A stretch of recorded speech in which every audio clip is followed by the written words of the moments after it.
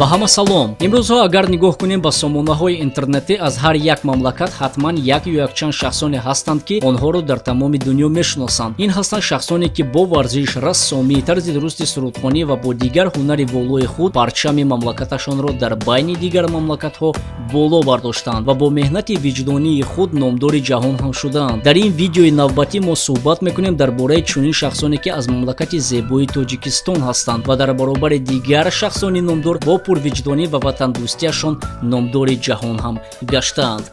рафтем.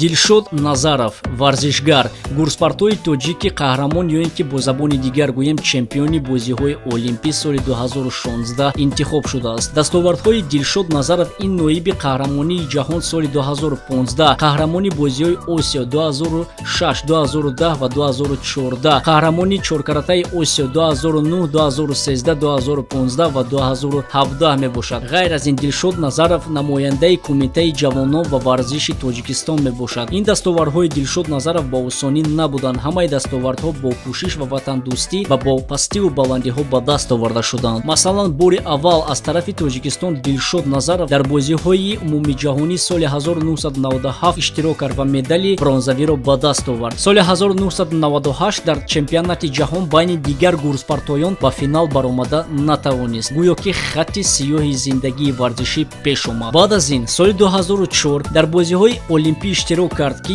ягон партоиши хуб нишон дода натавонист. дар бозиҳои олимпиади Пекин ҷои 11-умро ишғол намуд. чунин шуд ки гӯё ҳама зидди Дилшод ҳастанд. дар олимпиади Лондон ҷои 10-умро ишғол намуд. аммо Дилшод Назаров ба ин мушкилотҳо нигоҳ накарда бозии худро аз нав оғоз намуд ва нишон дод ки ӯ беҳтарин аст ва метавонад ки ҷоизаи беҳтаринро гирад. соли 2015 барои Дилшод соли муваффақият буд. ӯ ҷои дуюмро дар чемпионати ҷаҳон ишғол намуд ва яке аз якумин варзишгарони тоҷик буд ки ба бозиҳои олимпии Рио 2016 роҳ дода шуд. Дилшод Назаров қаҳрамони ҷаҳон ва Тоҷикистон мебошад ки ба хотири ин худи президенти ҷумҳурии Тоҷикистон Эмомалӣ Раҳмон ӯро бо унвони шарафи як ҷоизадор намуд. дӯстон, мо бояд фахр кунем ки чунин варзишгаронро дар мамлакатамон дорем ва барои Дилшод муваффақият ба дастовардҳои оянда ва мо мегузарем дар ин ҷо ба қаҳрамони навбатӣ. Самир Абдуразоқов. ҳозир бисёриҳо ҳатто намедонанд ки суҳбат дар бораи кӣ меравад ва ин шахс кӣ аст. ростӣ то худи ҳозир ман ҳам намедонистам, вале ман маълумот пайдо кардам ва ба шумо мефаҳмонам. ин писараки 9-солаи тоҷик Самир Абдуразоқов, пианисти тоҷик ки тамоми дунёро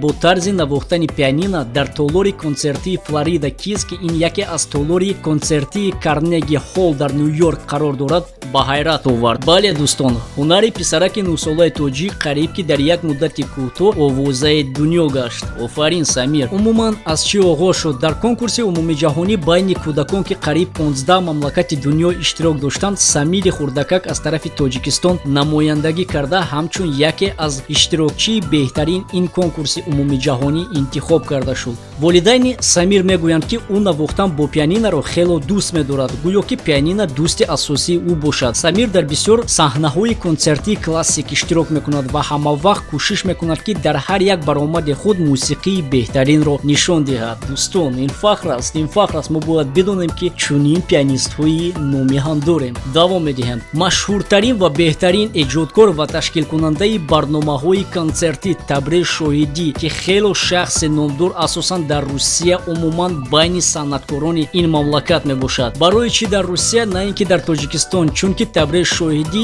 баъд аз хатми мактаб барои давом додани дониш худ ба шаҳри Москва омада, ба донишгоҳи санъат ҳуҷҷатҳои худро супорид ва машҳурияти худро дар Русия пайдо кард. дӯстон, шумо бовар наметавонед, Табрез Шоҳидӣ бисёр консертҳои санъаткорони Русияро ва маҳз барномаҳои ошкорро дар ин мамлакат ташкил медиҳад. Табрез Шоҳидӣ ба ситораҳои Русия маслиҳат медиҳад ки онҳо чӣ тавр бояд худро дар саҳна нишон диҳанд. дӯстон, биёед номбар мекунам номи якчанд ҳунармандон ва санъаткороне ки бо онҳо Табрез Шоҳидӣ ҳамкорӣ мекунад. ба фикрам ҳамаи шумо мешносед Владимир Соловьев ки яке аз рӯзноманигори шинохта мебошад. Актёрҳо Леонид Ярмолник, Игорь Верник, барандаи телевизионӣ Леонид Якубович, Ксения Собчак, Лера Кудрявцева. ин як рӯйхати каме аст ки ман барои шумо номбар кардам. ғайр аз ин табре шоҳидӣ дарсҳои маърифатӣ барои дигар довталабони санъат ва ҳунар мегӯяд. табре шоҳидӣ мо барои шумо дар давоми кор муваффақият ва қуллаҳои баландтаринро орзумандем.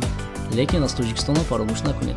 мегузарем ба қаҳрамони навбатӣ Каромат Шарипов. сиёсатмадор, дастгирандаи мушкилотҳои муҳоҷирони тоҷик дар Русия ва умуман шахсе ки бо озодигӯӣ ва дилбастагӣ ба ҳамватанони худ номдор аст. росте аз бисёриҳо шунидам ки маҳз Каромат Шарипов дар ҳолатҳои хело душвор ба мардуми тоҷик дар Федератсияи Русия ёрӣ расондааст. ҳатто дараҷаи баланди сиёсати худро нишон додааст ки сиёсатмадорони Русия дар ҳайрат мондаанд. шояд тарсиданд ки ҷои онҳоро мегирад ва ба хотири ин ӯро аз Федератсияи Русия бадарға намуданд. дӯстон, хеле дер боз маълумот дар бораи Каромат Шарипов он қадар нест. агар касе маълумот дорад дар бораи корҳои мигратсионӣ ӯ марҳамат дар зери ин видео нависед. Каромат Шарипов дар ибтидои солҳои 2000 дар Москав чанд созмони ҷамъиятӣ ба мисли Лигаи тоҷикони Русия, Ҷунбиши муҳоҷирони тоҷик Русия ва ахиран Федератсияи муҳоҷирони СНГ-ро ташкил дода ба ҳимоят аз ҳуқуқи муҳоҷирон машғул шуд. Каромат Шарипов вазорати мигратсияи Русияро хело таъкид мекард ки онҳо нисбати муҳоҷирон қонунҳои бемаънӣ ва мушкилотро барои онҳо ташкил медиҳанд. ҳатто чандин маротиба бо озодӣ сухангӯияш бо кормандони милитсия рӯбарӯ шуд. барои бисёр муҳоҷирони тоҷик Каромат Шарипов чун як шахси дастгирандаи халқи худ машҳур аст. ҳақиқатан Каромат Шарипов барои муҳоҷирони тоҷик ва умуман барои дигар муҳоҷирон хело хизматҳои арзанда кардааст. аммо афсӯс, вақте ки имрӯз ӯ дар ҳолати на он қадар хуби мигратсионӣ қарор дорад, ҳеҷ як дасти ёрӣ ба ӯ ба фикрам нест. ба хотири ҳамаи шумо мерасонем ки дар охири соли 2017 Каромат Шариповро аз Русия бадарға карданд ва бо қарори суд шаҳрвандии мамлакати Русияи ӯро бекор намуданд. албатта мо фаромӯш намекунем ки ҳастанд духтарони тоҷик ки онҳо ҳам бо лаёқату ҳунари худ дар дили мо ҷои худро гирифтаанд. мо суҳбат мекунем дар бораи Сайёра Сафарова. шумо чунин шахсро намешиносед?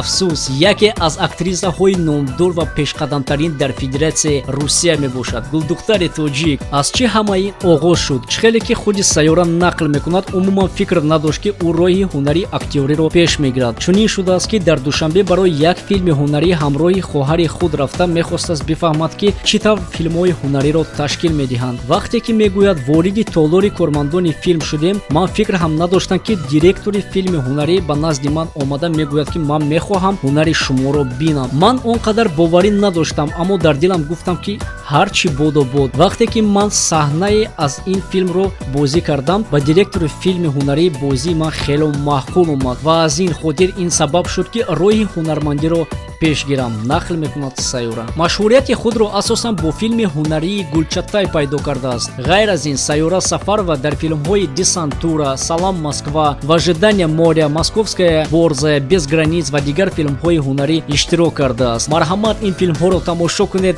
боз як меҳрубонӣ ба гулдухтари тоҷик шумо пайдо хоҳед кард. дӯстон, афсӯс дар як видео намешавад ҳамаи қаҳрамонони тоҷикро ворид кунем. ростӣ ҳастанд дигар лаёқатмадорон ва ҳунармандони волои тоҷик мисли Расул Боқиев, Рашид Раҳмонов, Исмоил Исмоилов, Бахтиёр Худоназаров, Темур Зулфиқоров, Гавҳар Ҷураева, Диловар Муҳиддинов, Нигина Искандарова, Муниса Усмонова, Абдусалом Абдуллоев, Муҳаммадҷон Шукурӣ ва дигарон ки фахри халқи тоҷик ҳастанд. бародарону хоҳарони азиз, дӯстон, дар охири ин видео ман чунин гуфтанӣ ҳастам.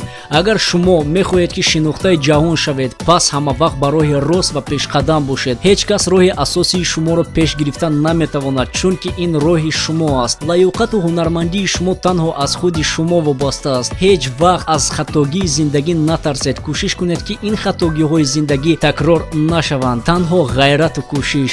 як чизро бояд мо бидонем, дар ин дунё мо дорем як зиндагӣ, як вақт, як охират. саҳифаи зиндагии худро оғоз кун. ман бошад дар ин ҷо бо шумо хайрухуш намекунам, фақат мегӯям то дидор.